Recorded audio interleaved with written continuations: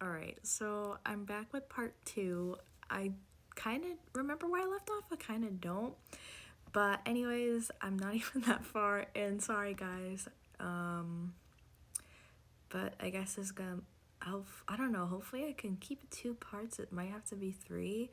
But, anyway, so yeah, so you have to enter into life through Yeshua, okay? You can't enter into life without Yeshua. So, you need the Ten Commandments and you need Yeshua. So, you need to put the two together.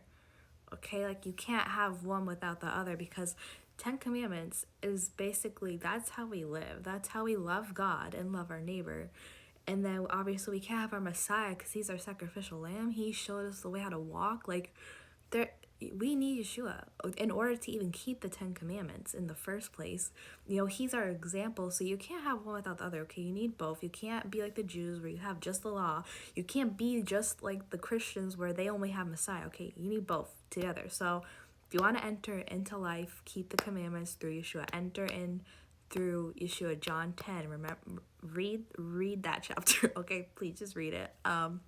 But anyway, so I'm gonna go further in Ephesians 2 because I really want to get into like basically the verses that people don't really quote. For at least personally, at least that I've seen from the church, they don't really quote the verses after it. They just quote verses 8 through 9 and they're like, I'm good to go. Like, and it's like, that's not what the Bible says. You gotta quote the verses after. So I'm gonna read now verses 10 through 13. So it says, For we are his workmanship, created in Messiah Yeshua for good works, which God prepared beforehand that we should walk in them. And then, therefore, remember that you once Gentiles in the flesh who are called uncircumcision by what's called the circumcision made in the flesh by hands, that at that time you were without Messiah, being aliens from the commonwealth of Israel and strangers from the covenants of promise. Oh shoot, hold on, I lost my place. Having no hope and without God in the world. But now Messiah Yeshua, you who once were far off have been brought near by the blood of Messiah. Why did it?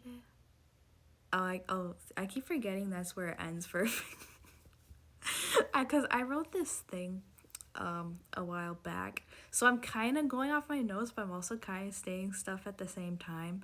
So yeah, I'm just going off that, but I'm still speaking. But anyways, so going back to the beginning part. So it says created Messiah Yeshua for good works. Okay, what are the good works? So as we established in I don't know actually if I established it in my last video, but I think I did the part one. I think I did. I don't know. But anyways, the good works, if I did not establish them, well, I didn't establish them, but God did. But anyways, it's the Ten Commandments. So it's his standard of righteous living, okay? It's not, this is his standard of good. It's not my standard. It's not the world's standard. It's his standard, okay? He gave them to us by his finger. He gave them back all the way in Exodus 20, okay?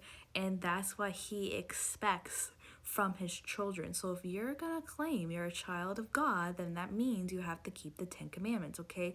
You're not a child of God if you're not obeying, if you're not loving him, if you haven't circumcised your heart to follow him and worship him in spirit and in truth, okay? You're just not.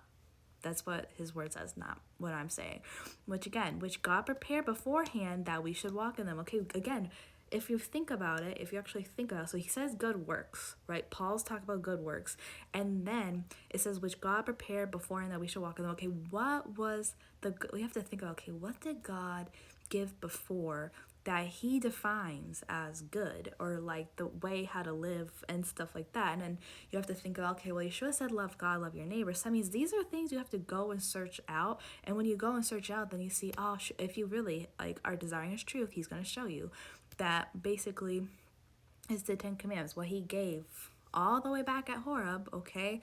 Because that's what Yeshua preached, and that's what he did. He kept the ten. Like, yes, he kept everything else because he had to. You know what I mean? Like because if he transgressed even at that time the sacrificial law, that he couldn't have been our spotless, you know, sacrificial lamb. Like he was keeping that because he didn't die yet, you know, to actually officially take that away. But it's like he was like kind of like as he was preaching and ministering, he's like entering to the process of like let me show you what God really desires for you to do, which is the Ten Commandments. That's what he's always desired. He's desired mercy, not sacrifice, the knowledge of God more than burnt offerings. Okay, what's the mercy? The mercy is the Ten Commandments. That's what he's desired. That's what he desires. And in order to get that knowledge, you need to enter into life. You need to obey. You need to circumcise your heart so then you can learn and grow. And the more you obey him, the more he's gonna prune you, and the more he's gonna show you. So I don't know if sorry, I kind of went on a tangent again. But anyway, so 10 Commandments, good works. He prepared beforehand that we should walk in them. That's what you say. Okay, they were verbally given back in Horeb. This is how we love God. Okay, 1 John 5:3. And our neighbors, Leviticus 19:15 through 18.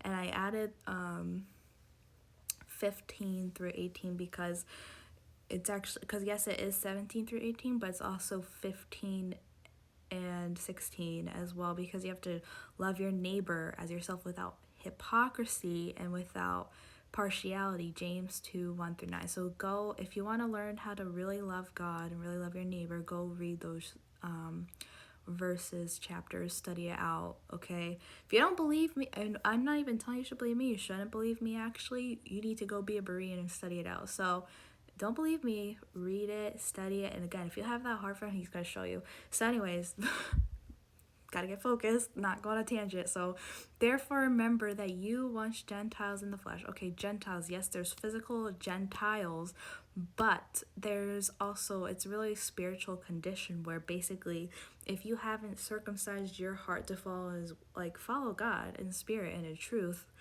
you are a Gentile because you're still living according to the lust, the cares of the world, sin.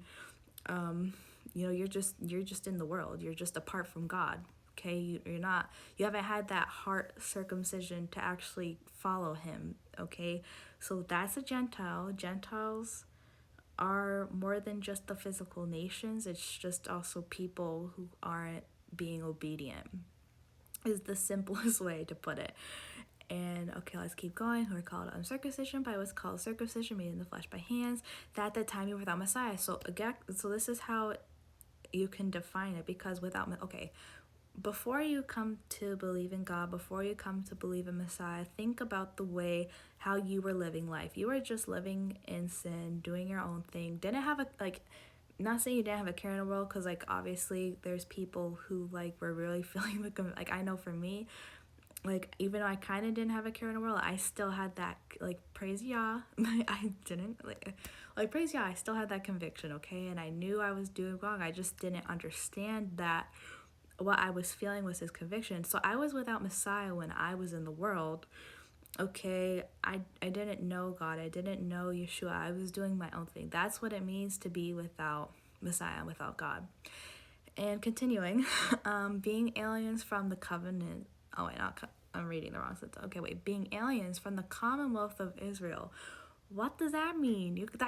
Let's talk about before coming to God, you weren't grafted in.